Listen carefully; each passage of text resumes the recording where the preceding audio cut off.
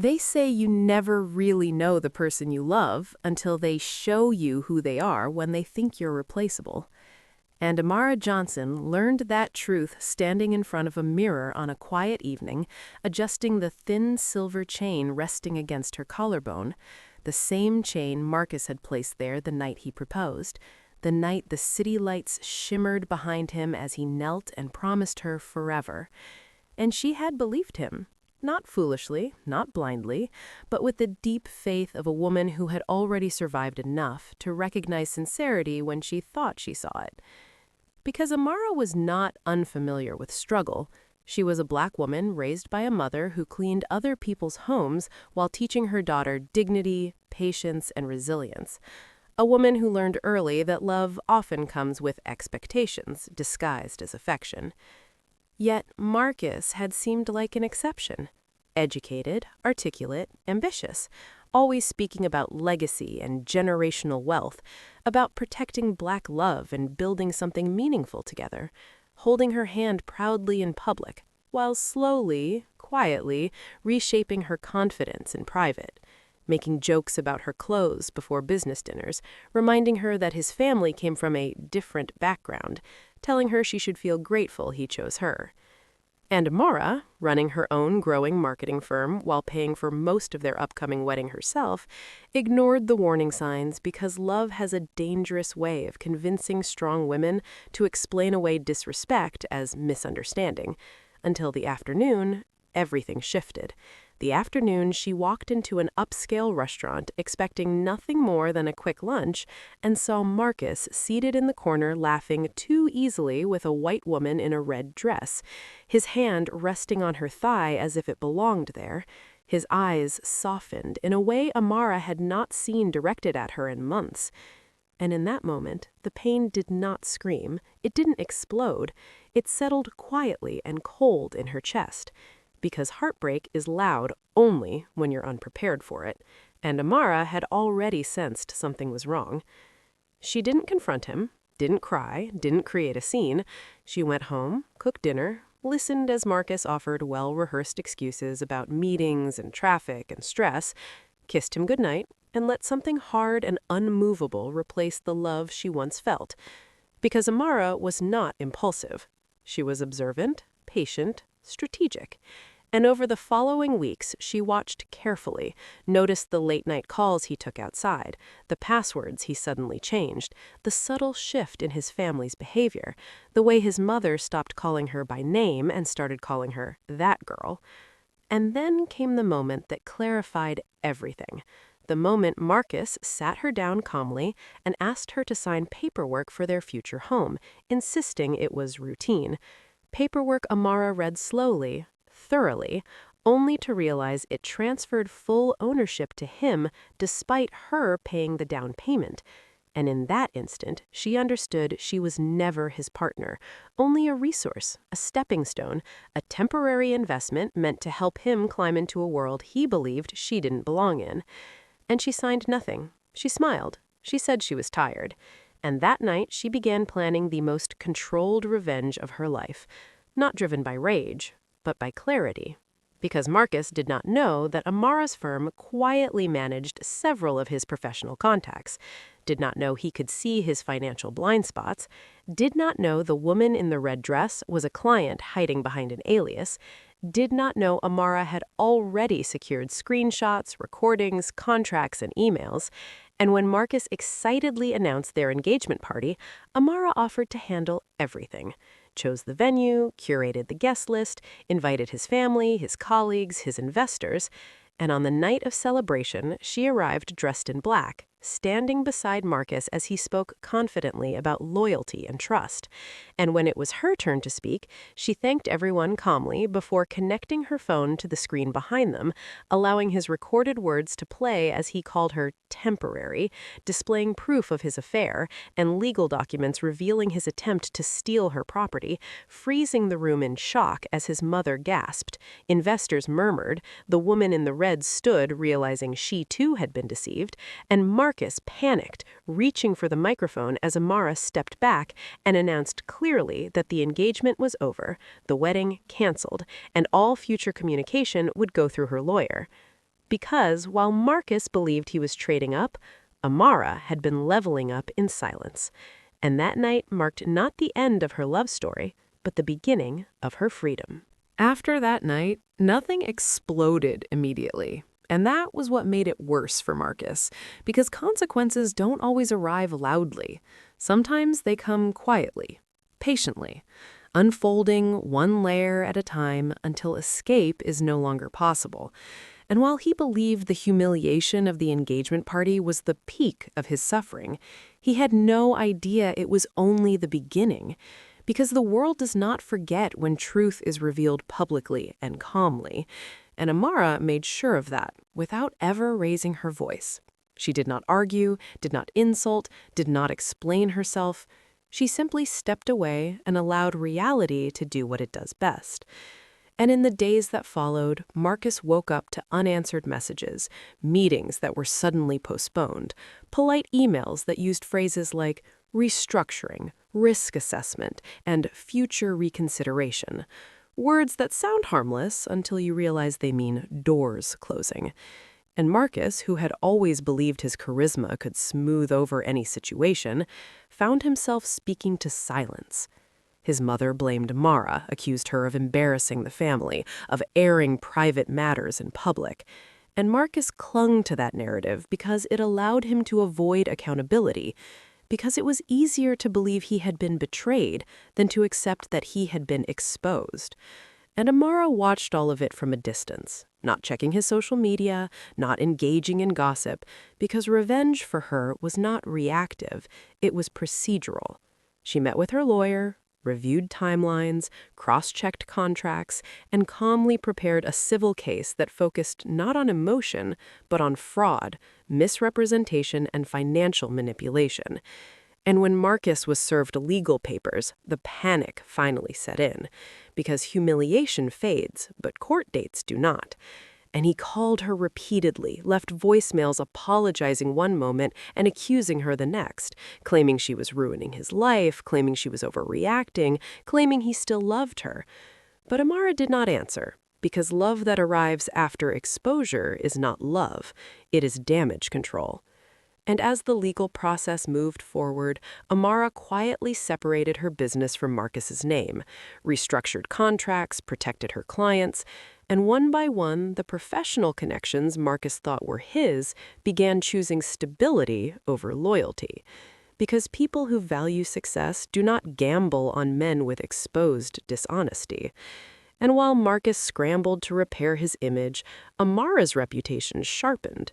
Investors respected her restraint, clients admired her composure, and people who had once underestimated her began asking questions, inviting her into rooms she had never been allowed into before, not because she had suffered, but because she had demonstrated control under pressure. And Marcus felt the imbalance shift when his own lawyer suggested settling, warning him that the evidence was strong and the optics were worse. But Marcus refused, still convinced Amara would eventually soften, because men like him confuse women's patience with weakness. And as weeks turned into months, the financial pressure mounted, accounts froze, assets questioned, and the woman in the red dress filed her own complaint after discovering she had been misled about Marcus's relationship status and finances, adding another layer to a collapse already in motion. And for the first time, Marcus was not managing multiple futures. He was surviving day to day, while Amara expanded. She began speaking at small business events, never naming Marcus, never playing the victim, telling her story as a lesson in boundaries, discernment, and self-worth. And the audience listened because authenticity commands attention more than anger ever could. And the irony was brutal. The same charm Marcus once used to impress rooms now worked against him because people questioned it, dissected it, distrusted it. And when the judge ruled partially in Amara's favor, ordering Marcus to repay funds and cover legal fees while freezing additional assets, Amara did not celebrate. She nodded, thanked her attorney, and walked out with the same calm presence she had carried since the night everything changed. Because closure is not loud.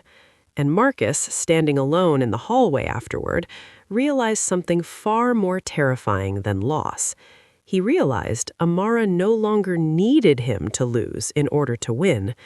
And that realization followed him home, sat beside him in silence, and whispered a truth he could no longer avoid: that the woman he believed was temporary had become permanent in her power, and he had become temporary in everyone else's future. As the months passed, the weight of everything Marcus had lost began pressing down in ways he had never experienced before. Because failure feels different when it is no longer private, when it becomes something people whisper about in rooms you are no longer invited into. And Marcus discovered that isolation is louder than chaos, that silence can hum so loudly it keeps you awake at night, replaying moments you once dismissed as insignificant, moments where arrogance disguised itself as confidence and control disguised itself as love. And he tried to convince himself that this phase was temporary, that he would rebuild, rebrand, relocate if necessary, because men like Marcus believe reinvention erases accountability. But the problem with truth is that it follows you quietly, efficiently, especially in professional spaces that value reliability over reinvention. And every time he attempted to start over, a background check, a cautious investor, or a discreet phone call would surface his past, and doors closed before he could even knock. While Amara's life expanded in contrast, not dramatically, but steadily, her days filled with meetings that mattered, conversations rooted in respect, opportunities built on trust. And she moved through them without bitterness, because bitterness keeps you emotionally tied to what hurt you. And Amara had already let go. She invested her energy into growth, into mentoring young Black women navigating industries that rarely made room for them, into building a foundation that did not rely on anyone else's validation. And the more she poured into herself and others, the clearer it became that her success was not accidental. It was earned through discernment, restraint, and courage. And Marcus felt that distance sharply when he showed up unannounced outside her office one evening, thinner now, exhaustion etched into his face, desperation stripping away the polish he once relied on. And when Amara stepped outside and saw him standing there, she did not flinch, did not tense. She simply listened as he apologized again, voice shaking, claiming he had changed, claiming he had learned, claiming he needed closure. And Amara looked at him with calm clarity and told him, closure is not something you receive from another person. It is something you create by accepting responsibility. And she reminded him gently that love does not require sacrifice of self, does not demand silence, does not manipulate loyalty. And as she turned to leave, Marcus realized something devastating. He was no longer arguing for her forgiveness. He was arguing for relevance. And that night marked the moment his pursuit of her finally ended, because rejection hurts most when it comes from indifference. And days later, Marcus's final attempt at reinvention collapsed when a potential employer rescinded an offer quietly, after discovering ongoing litigation tied to ethical misconduct. And the realization settled in that his fall was not dramatic enough to be tragic, it was slow enough to be instructive, a consequence built piece by piece from choices he made willingly. And when his sister reached out to Amara months later to inform her that Marcus had entered therapy after experiencing severe depression, Amara paused, not out of guilt, not out of obligation, but reflection. Because empathy does not require access, and she wished him healing without reopening doors that had closed permanently.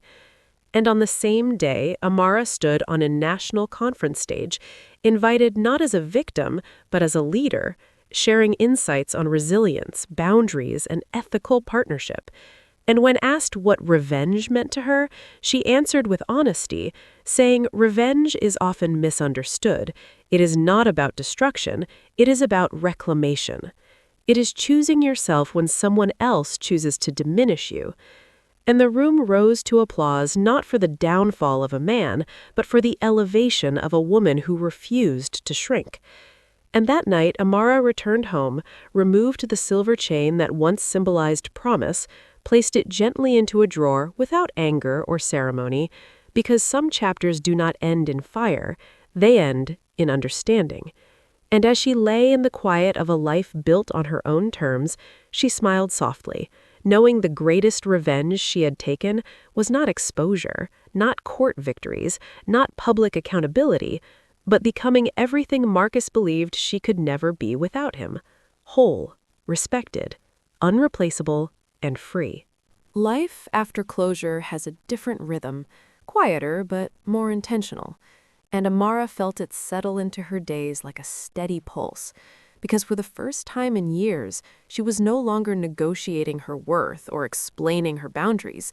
She was simply living them, waking up in a home that belonged entirely to her, built with effort and clarity rather than compromise. And as months turned into a year, her name began to carry weight in rooms where she had once been invisible, not because of scandal, but because of consistency, because she delivered results without drama, because people trusted her judgment, and she expanded her firm thoughtfully, hiring women who had stories similar to hers, women who were brilliant but overlooked, loyal but undervalued. And she built a culture where ambition did not require self-erasure, where professionalism did not demand silence. And through mentorship and quiet leadership, she began shaping something larger than success. She was shaping safety. And while Amara's world grew outward, Marcus's continued to contract inward. Therapy forced him to confront truths he had avoided for years: patterns of entitlement, learned superiority, emotional manipulation disguised as protection. And it was there, stripped of applause and affirmation, that he began to understand the cost of believing someone else's devotion entitled him to control. And healing was not quick, not comforting, because accountability rarely is. And though Amara was no longer part of his daily life, her absence became his greatest teacher, because everything he had taken for granted now existed beyond his reach. And one afternoon, nearly 2 years after the engagement party, fate placed them in the same space again. Not dramatically, not intentionally, but quietly, at a charity gala supporting minority-owned businesses. And when their eyes met across the room, there was no tension, no longing, no anger. Only recognition of distance traveled in opposite directions. And Marcus nodded respectfully, not approaching, understanding finally that access to her was a privilege he had forfeited.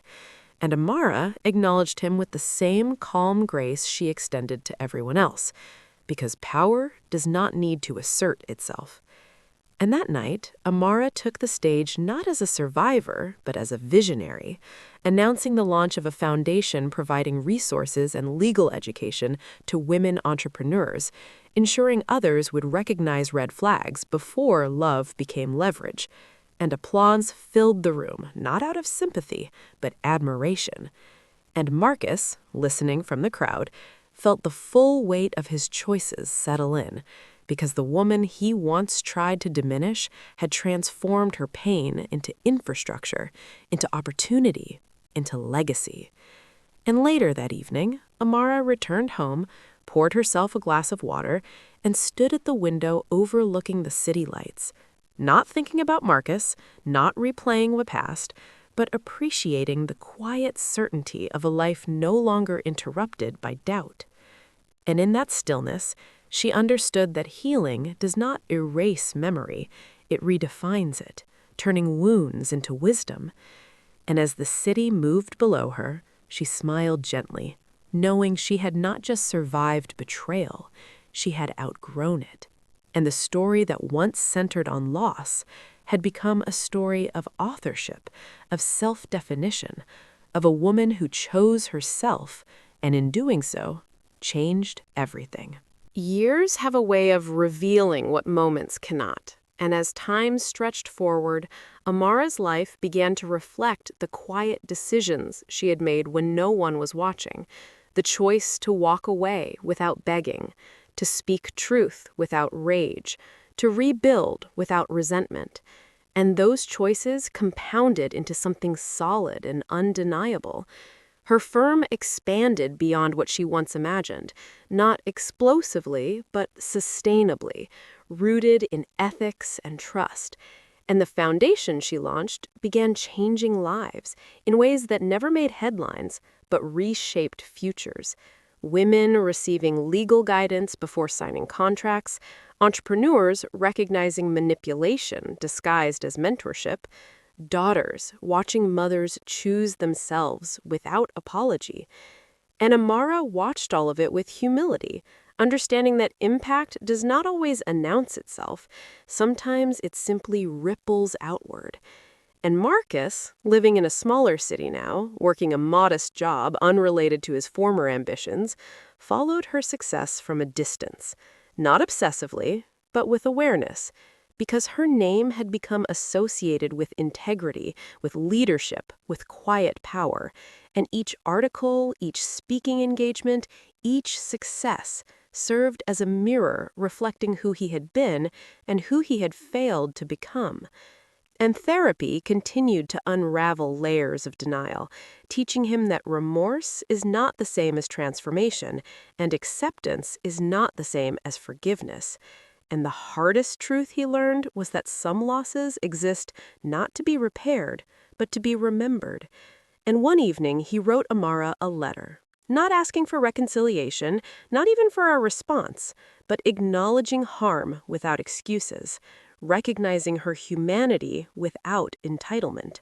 And Amara received the letter weeks later, read it slowly, carefully, and then placed it in a drawer beside the silver chain, not as a symbol of pain, but of closure. Because closure does not always require confrontation. Sometimes it requires recognition without reopening doors. And as Amara's hair began to show hints of silver at the temples, she welcomed it as evidence of survival, of wisdom earned rather than time endured. And she continued mentoring, speaking, building, loving herself without negotiation. And one afternoon, she stood in front of a group of young women and told them that revenge is not about destruction, it is about alignment.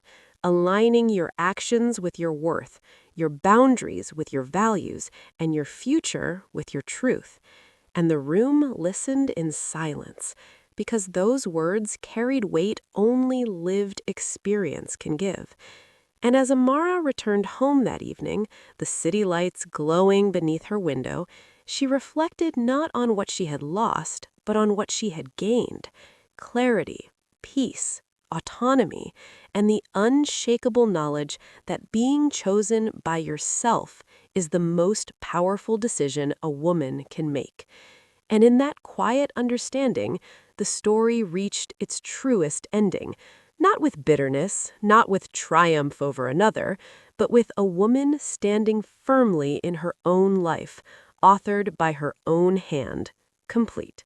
Legacy is rarely built in the moments people applaud you. It is built in the quiet decisions made long after the audience has moved on. And Amara understood this as her life entered a season that felt less like proving and more like preserving, because success no longer excited her the way stability did, no longer fueled her the way purpose did. And she began shifting her focus from expansion to protection, ensuring that what she built would outlive her presence, creating systems that did not rely on her name, but on shared values. And the foundation grew into an institution, offering not only resources, but community. Women mentoring women, knowledge passed without ego. And the impact stretched across cities Amara had never lived in, touching lives she would never meet. And that realization grounded her, because true power does not require recognition. And one morning, as she prepared notes for a workshop, she paused, realizing she was now the woman she once searched for guidance from, the woman she wished had spoken plainly to her when love began to feel conditional. And this awareness reshaped how she spoke, not from pain, but from clarity, not from warning, but from wisdom. And she reminded women that ambition does not require endurance of disrespect, that loyalty should never cost dignity, and that love should feel like safety, not strategy. And meanwhile, Marcus's life settled into a quieter rhythm, one absent of chaos, but also absent of illusion. He volunteered occasionally at community programs, not to redeem his image, but to contribute without control. And though his past followed him, it no longer defined his every step. Accountability had softened him, humbled him, and though he would never reclaim what he lost, he learned to live without resenting what he had forfeited. And years later, fate crossed their paths once more, not through shared spaces, but shared purpose, when Amara's foundation partnered with a nonprofit Marcus volunteered with, and their names appeared on the same program schedule. And the moment passed without tension, without confrontation, because healing does not always require dialogue. Sometimes it exists quietly in coexistence. And Amara felt no pull to revisit the past, only appreciation for distance traveled. And as age continued to shape her, Amara began documenting her experiences, not as a memoir of betrayal, but as a guidebook of discernment, a narrative focused on recognizing self-worth before it must be reclaimed. And the book found its audience not through marketing, but resonance, passed hand to hand, recommendation to recommendation. And as letters arrived from women across different backgrounds, Amara understood the full scope of what she had created. Not a revenge story, but a lineage of self-respecting choices. And one evening, she sat alone in her home, older now, peaceful, opening the drawer where the silver chain and Marcus's letter rested, not as relics of pain, but markers of transformation. And she smiled, realizing that legacy is not about being remembered. It is about changing how others choose themselves after hearing your story. And as she closed the drawer and turned off the light, Amara felt complete. Not because everything had been perfect, but because everything had been honest. And that honesty had shaped a life, and through it, countless others, long after the betrayal that started it all had lost its power. Life has a way of teaching lessons slowly, sometimes over decades. And Amara understood this better than anyone, because what began as betrayal, heartbreak, and quiet observation had transformed into wisdom, power, and legacy. And she often reflected on how fragile human assumptions are, how easily we mistake possession for love, loyalty for obedience, and control for care. And in her years of building, mentoring, and leading, Amara realized the ultimate truth, that the most profound victories are not the ones we celebrate publicly, but the ones we carry quietly in ourselves. Victories over fear, over self-doubt, over the idea that someone else's opinion can define our value. And she began to see her past not as a story of revenge, but as a masterclass in discernment, teaching her that boundaries are sacred and patience is a weapon more powerful than anger. And as she walked into conference halls, classrooms, and workshops, she spoke not about Marcus, not about betrayal, not about loss, but about principles, about understanding that love should elevate rather than diminish, that respect is earned mutually, and that choosing oneself is the most radical act a person can perform. And sometimes she would catch glimpses of him in the past, a shadow of a life once intertwined, a man who had learned humility the hard way. And she realized that forgiveness is not for the other person. It is a gift you give yourself, a way to release the gravity of resentment so that it does not anchor you to pain. And as the decades unfolded, Amara watched the impact of her choices ripple outward. Women she had never met reaching heights they once thought impossible, communities stabilizing because leaders had learned to value integrity over illusion. And she understood fully that true revenge, if it can even be called that, is never about destruction or retaliation. It is about rising so completely, so unapologetically, that the world itself shifts around you.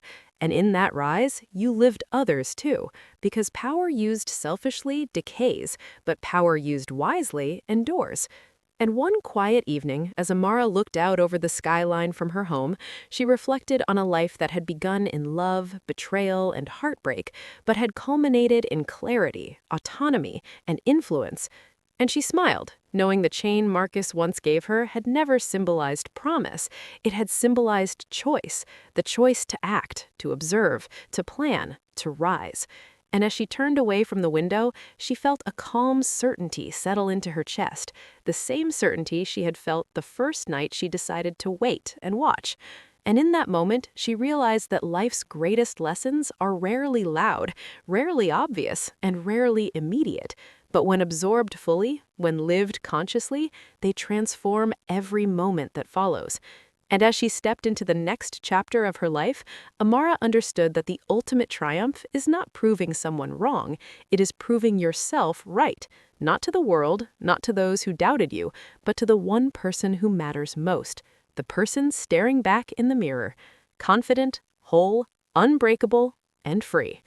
And with that knowledge, she finally rested in the quiet power of a life fully claimed, a legacy fully written, and a story that began in betrayal had ended in transcendence, leaving behind a lesson far greater than revenge, that the strongest woman is the one who turns pain into purpose, heartbreak into vision, and betrayal into boundless, unshakable self-respect.